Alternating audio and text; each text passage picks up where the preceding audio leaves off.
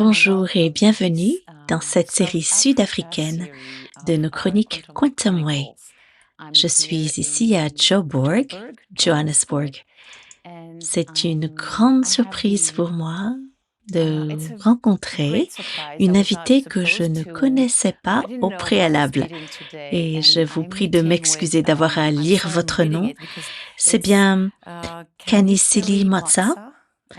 Vous êtes plus connue sous le nom de Mam Kanai. Kenya, désolée. Je vous remercie très sincèrement d'avoir accepté de m'accorder cet entretien, d'avoir cet échange et de parler de ce travail incroyable, de cette mission incroyable dans laquelle vous êtes engagé. Vous disiez juste avant notre rencontre, juste avant de commencer, que vous n'aviez pas vraiment choisi de faire ce que vous faites. Sans doute pourrions-nous commencer par là? Que faites-vous aujourd'hui pour ces enfants des rues? Merci beaucoup. Ce que je fais, c'est aider les enfants vulnérables. Comme nous le savons, la situation en Afrique du Sud a longtemps été marquée par le VIH et le sida. Tellement d'enfants se sont retrouvés orphelins, sans personne pour les aider. Mon travail consiste donc au départ simplement à aider ces filles orphelines pour qu'elles puissent grandir et devenir des femmes accomplies. Et aujourd'hui, 25 ans plus tard, nous aidons également les garçons, ces garçons que nous rencontrons. Vous avez donc commencé par aider les filles que vous rencontriez dans la rue. C'est exact. Pourriez-vous peut-être nous dire en quelques mots comment cette histoire a commencé pour vous? Je n'entrerai pas dans les détails, mais à la base, je n'étais pas intéressée par les actions caritatives. J'avais mon entreprise d'import-export qui me permettait de pourvoir aux besoins de mes enfants biologiques. Puis quand j'ai rencontré des enfants qu'on appelait des prostituées, cela m'a beaucoup perturbée, car je ne crois pas qu'un être humain normal puisse utiliser ce qualificatif pour un enfant. C'est ce qui m'a sensibilisée à cette cause, car je voulais savoir pourquoi ces enfants étaient appelés ainsi. En m'engageant dans cette œuvre, je pensais avoir un message à transmettre aux parents, car si vous êtes parent, vous êtes vivant, et vous ne pouvez pas laisser votre enfant vivre dans la rue ou être qualifié de prostituée. C'est alors que j'ai réalisé que ces enfants étaient des orphelins sans personne dans leur vie pour les défendre. Et voilà pourquoi je fais ce que je fais. Et 25 ans ont passé depuis que j'ai commencé à aider et éduquer les enfants orphelins. Ce que je trouve vraiment intéressant et qui permettrait peut-être de mieux comprendre votre histoire et celle de ces enfants, c'est que vous les abordez d'une manière très particulière, avec beaucoup de respect. Pouvez-vous nous parler de votre première rencontre avec eux ou de votre premier contact avec eux? En fait, le respect a toujours été une valeur ancrée en moi. Respect pour les gens en général, mais s'agissant d'une personne dans le besoin, je ressentais simplement le devoir de faire un pas de plus. En effet, quoi qu'il arrive dans la vie d'une personne, il y a une chose qui ne change pas. Cette personne reste un être humain qui a toujours besoin de respect. Donc, dans mon approche avec les enfants, j'ai dû me mettre à leur niveau pour qu'ils puissent bien saisir ma démarche. Il était important pour moi de leur faire comprendre que me dire la vérité était la condition de mon offre de soutien. Cela les a aidés à intégrer l'idée qu'en dépit de nos différences, nous étions des personnes, eux et moi, dignes de respect, lequel se traduit par le fait de dire la vérité. Je leur signifiais ainsi que s'ils mentaient, je ne les aiderais pas, mais que s'ils disaient la vérité, je serais avec eux. Et c'est pour cela que je les aide, parce qu'ils me disent la vérité. Mais la première chose que vous leur offrez, c'est de la nourriture, un endroit où se reposer et où se sentir en sécurité. Oui, Et chez nous, c'est ce que nous faisons. Vous dites « chez vous ». Quel est donc ce « chez vous » ? Quelle est votre maison ? Ma maison, en réalité, est maintenant constituée de 2 maisons. Nous avons une maison consacrée aux orphelines. Quand nous les accueillons, d'où qu'elles viennent, nous leur donnons à manger, un logement et par la suite, nous leur offrons une éducation.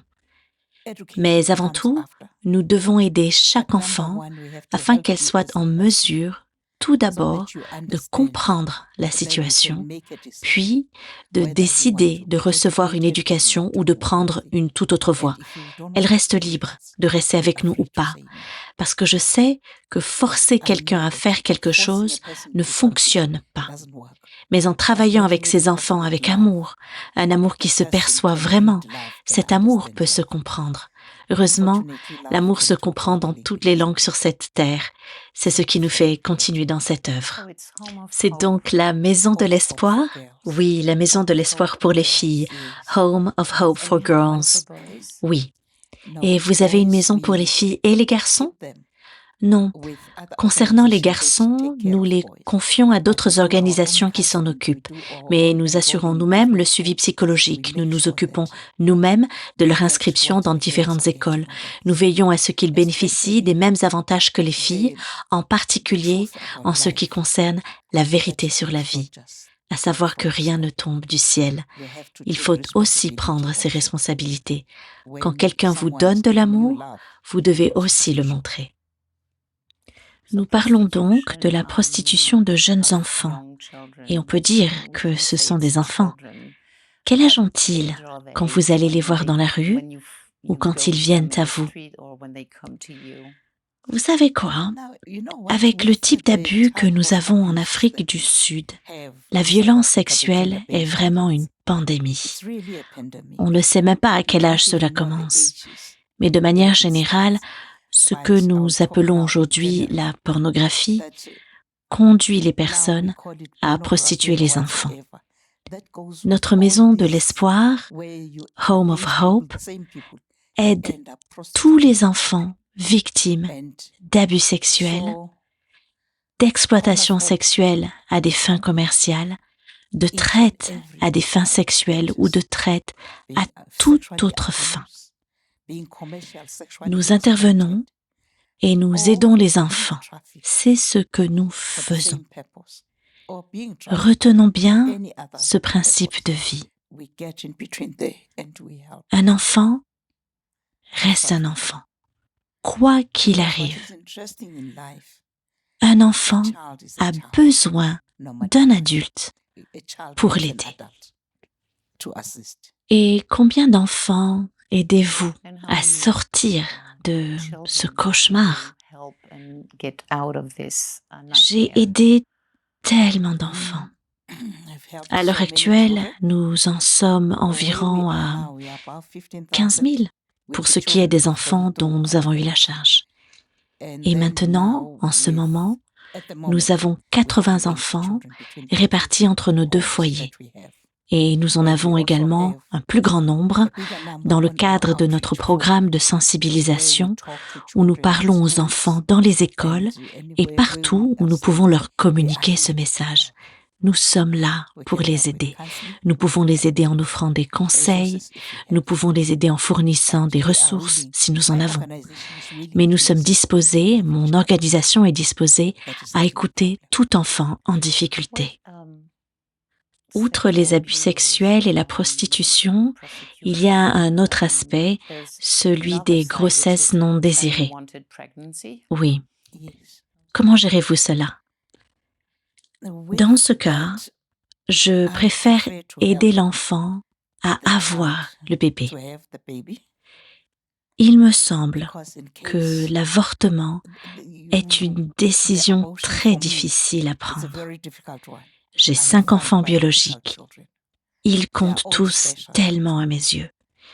Il est compliqué pour moi de recommander l'avortement à une enfant de 12 ou 13 ans. Comment vais-je gérer la dimension émotionnelle? Comment vais-je expliquer à l'enfant les émotions qui apparaîtront par la suite? La solution la plus simple est donc de s'assurer que nous prenons soin du bébé, que nous prenons soin de la mère, qui est encore une enfant, mère certes, mais toujours une enfant, qui va de l'avant. Si elle souhaite que l'enfant soit adopté, il y a des professionnels qui s'en chargent et je les laisse prendre en main cet aspect. Mais pour moi, il s'agit de l'aider mentalement et spirituellement en lui disant la vérité sur la vie, afin qu'elle puisse au final réussir à être indépendante. Quelle est la vérité sur la vie? Vous l'avez mentionné tout à l'heure. Quelle est cette vérité sur la vie? La vérité sur la vie, c'est le principe de responsabilité. Prendre la responsabilité de ses actes, la responsabilité de son environnement, de ses résultats, de tout ce qui nous entoure. Il faut être responsable, à tel point que même l'hygiène nécessite l'action volontaire d'une personne. Être orphelin ne signifie pas ne rien avoir, pas même de responsabilité. Nous avons tous des responsabilités, tout simplement parce que nous sommes en vie dans ce monde. C'est un traumatisme énorme, sans parler de tous les traumatismes transgénérationnels qui sont lourds à porter, et encore plus pour ces enfants que pour les autres. Selon vous, qu'est-ce qui les aide le plus? Non pas à guérir du traumatisme, mais à pouvoir peut-être vivre avec et à dépasser ces terribles événements. Il me faut d'abord revenir au moment où tout a débuté. J'étais alors juste une entrepreneuse ordinaire, occupée à gérer son commerce, sans rien avoir à faire avec les traumatismes. À partir du moment où je me suis lancée dans cette aventure, ce qui m'a aidée, c'est ma connaissance indigène de la gestion des traumatismes. Partout en Afrique, je ne sais pas si c'est le cas d'autres pays, bien avant l'arrivée de la civilisation et de tout le reste, les personnes souffraient déjà de traumatismes. Comment les guérissaient-ils?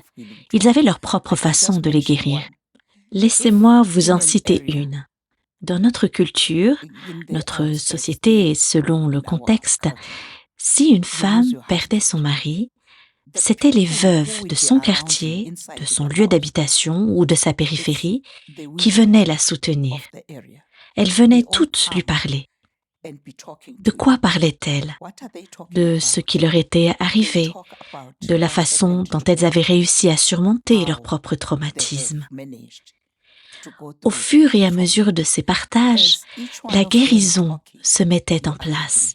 À travers ce message reçu, vous aussi avez vécu ce que je vis. Je vais donc m'en sortir parce que vous en êtes sortis.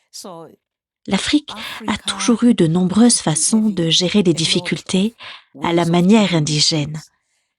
Quand j'ai commencé à travailler à Home of Hope, c'était difficile pour moi de savoir comment consoler un enfant qui avait perdu ses parents et qui avait subi de la maltraitance au point d'en arriver à la situation dans laquelle je le voyais. Alors, ce que j'ai fait, c'est parler du pardon, de l'idée de se pardonner tout d'abord à soi-même, en disant « ce n'était pas ta faute ». Tu dois comprendre que ce n'était pas ta faute et tu dois apprendre à te pardonner. Tu t'es trouvé dans cette situation. Pour aller de l'avant, il te faut regarder en face l'horreur de ce qui t'est arrivé. Dans cette situation, comprends bien que tu étais avant tout impuissant. Tu ne savais pas comment venir à ton propre secours. La meilleure solution pour t'en sortir est de pardonner aux personnes qui t'ont fait subir tout cela et d'aller de l'avant. Celui qui va de l'avant, c'est toi, ce toi à l'intérieur, ce toi qui va de l'avant et qui récupère sa vie. Et comment récupérer cette vie? En te disant à toi-même que tu peux faire mieux qu'eux, et ce, en faisant le bien. Ensuite, le temps fait son œuvre. C'est pourquoi nos enfants peuvent venir de la rue et de n'importe où d'ailleurs avec beaucoup de traumatismes. Mais nous travaillons avec d'autres thérapeutes et professionnels bien sûr pour les amener à passer de la rue à l'université, de l'université à un bureau ou un autre endroit où ces traumatismes ne seront pas manifestes. J'aimerais ajouter qu'en toute honnêteté, qui n'a pas souffert d'un traumatisme dans sa vie? Je ne sais pas. Personne, je crois. Tout le monde a subi un traumatisme. Oui, je pense que c'est le cas de tout le monde, pas forcément ce type de traumatisme. Certes, pas forcément ce traumatisme particulier, mais c'est un traumatisme tout de même. Alors, on y fait face et on va de l'avant. Les personnes dont je parle comprennent bien leur situation et qu'il leur faut aller de l'avant. Dans cette vie, nous sommes tous confrontés à des difficultés et certaines sont si terribles qu'elles ne peuvent même pas être exprimées. Il y a une règle qui me tient à cœur. Peu importe la gravité de nos problèmes, nul ne peut le résoudre à notre place. N'ayons cesse de nous dire à nous-mêmes: je me pardonne, je veux aller de l'avant, je ne suis pas le problème, je ne suis pas mon traumatisme, je peux y faire face. Et quand le moment d'aller à l'école arrive, je leur dis: les personnes que tu vas rencontrer ici ne savent rien de toi, toi seul peux leur dire qui tu es. Et tu peux aussi ne pas en avoir envie, mais étudie et comporte-toi avec droiture. C'est pour cela aussi qu'à Home of Hope, nous organisons beaucoup d'activités. Nous chantons, nous dansons, et ce faisant, nous affirmons que nous sommes qui nous sommes, et non nos traumatismes. Le pardon est la chose la plus difficile à faire, se pardonner à soi-même et pardonner à notre agresseur. Comment vous y prenez-vous? J'ai le sentiment que vous leur donnez de l'amour, parce que vous prenez ce rôle de mère, ils vous appellent maman, les personnes autour de vous vous appellent aussi maman. Il y a donc un lien spécial entre vous et ils vous font confiance. Malgré tout, il est parfois très difficile de pardonner à des personnes qui nous ont fait tant de mal. Qu'est-ce qui peut aider? Ou qu'est-ce qui les a aidés? Vous savez ce qui aide le plus? Imaginez que quelque chose vous soit arrivé il y a 2 ans de cela. Pour pouvoir revenir au souvenir de cet événement aujourd'hui, le seul moyen d'y parvenir, c'est par la pensée. Alors, en y pensant, en prenant un moment pour considérer ce qu'il s'est passé, vous n'aurez certainement pas envie de le revivre. Il s'agit donc de s'assurer de ne pas retourner à ces endroits-là par la pensée, de pardonner et d'oublier. Je leur pardonne et je les oublie. Je ne veux plus en entendre parler maintenant. Ce n'est pas ce dont j'avais besoin à l'époque et ce n'est toujours pas ce dont j'ai besoin aujourd'hui. Alors de quoi avez-vous besoin? Pouvez-vous l'imaginer? Pour y arriver, il faut prendre du temps avec soi-même, tout le temps nécessaire. Je me suis rendu compte qu'il m'était impossible de m'adresser en groupe à des enfants que je ne connaissais que trop peu. C'est donc en tête-à-tête que je travaille, ce qui peut prendre plusieurs semaines, parfois des mois, pour faire face à tout ce qui fait souffrir. C'est en examinant ses souffrances et en s'assurant de sa véritable guérison que l'enfant ne retournera plus en arrière et qu'il sera convaincu de ne pas être réduit à ce qui lui est arrivé. Ce qui t'est arrivé, ce n'est pas toi. Te voilà libre. Beaucoup de ces enfants ont fondé une famille. Beaucoup d'entre eux prennent soin d'eux-mêmes et savent ce qu'ils veulent dans la vie. C'est ça, être humain. Les premières filles que vous avez aidées, c'était il y a 25 ans. Aujourd'hui, elles sont adultes. Êtes-vous toujours en contact avec elles? En fait, nous formons une communauté tellement importante, composée de toutes les personnes qui sont passées par chez nous, que nous parlons souvent de tout ce que je conseille toujours. Si aujourd'hui tu fais partie d'une entreprise, si tu es à l'université ou si tu as un emploi, ne leur dis pas que tu viens de Home of Hope, car tu seras stigmatisé. Vous connaissez la nature humaine. Certains pensent qu'en stigmatisant d'autres, cela les élève, ce qui est absurde. Ce n'est pas le cas du tout. En fait, c'est l'inverse. Cela les ridiculise. Mais ainsi va la vie. Alors je dis ceci, ne leur parle pas de moi. Garde le silence, tu sais qui tu es, tu sais d'où tu viens. Si tu as besoin de parler, viens me voir et nous parlerons ensemble. Et c'est pourquoi à Home of Hope, si l'une est séropositive et l'autre pas, nous nous organisons pour que la dernière aide la première avec ses rendez-vous, ses médicaments, son emploi du temps. C'est un partenariat qui crée des liens. C'est une sororité. Ainsi, même lorsque les filles sont rétablies à Home of Hope, je continue à prendre de leurs nouvelles pour m'assurer que tout va bien pour elles. C'est donc tout cela qui aide. Et quand je considère ces 25 années qui n'ont pas été un jeu d'enfant, je me dis que cette approche est efficace. Alors on se regarde et on se dit « Let's go ».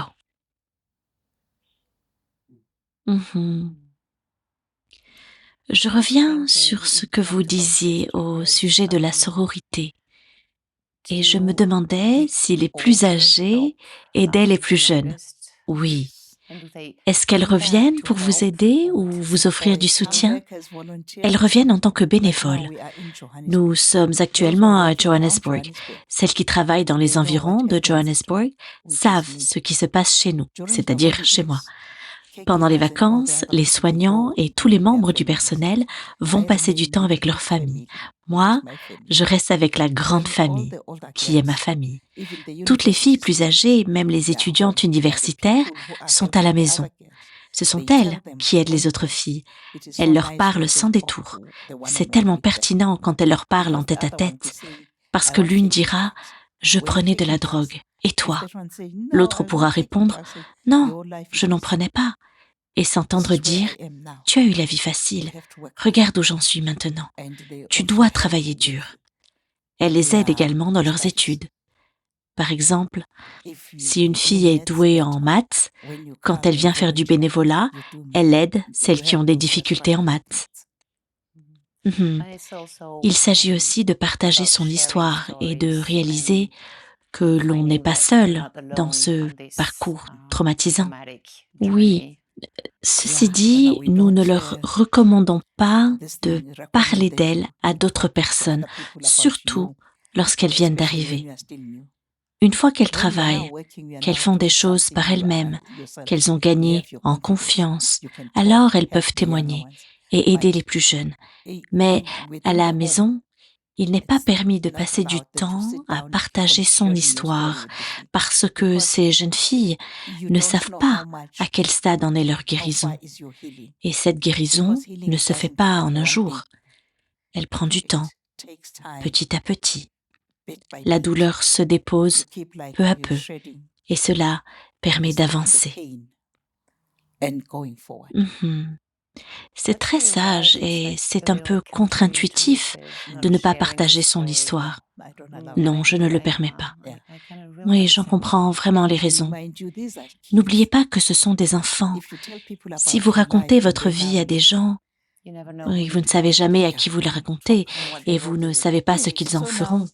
Oui, l'idée est de garder pour vous ce qui vous concerne, tout en sachant que ces enfants peuvent venir vous voir et vous parler. Exact. Ils peuvent en parler, en discuter avec moi ou tous ceux qui les aident, comme les thérapeutes et les autres professionnels. C'est à eux qu'ils se confient, mais pas les uns aux autres. Pourriez-vous nous raconter une histoire qui résume bien celle de la plupart des filles que vous avez aidées ou l'histoire qui vous a le plus ému? Pouvez-vous nous la raconter? Je peux commencer par la toute première. Quand j'étais dans la rue, je pensais que j'aidais. Je me souviens par exemple d'un groupe de filles. L'une d'entre elles venait de voler un sac à main. Quand la dame à qui appartenait le sac s'est mise à crier, j'ai dit aux autres filles d'aller chercher le sac et de le rendre. Je leur ai parlé comme une mère en haussant le ton.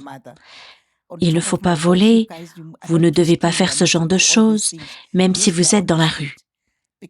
En rejoignant Home of Hope, les personnes prennent la décision de quitter la rue ou de quitter l'espace où elles se trouvent et déclarent avoir envie d'être aidées. Je ne force personne à venir.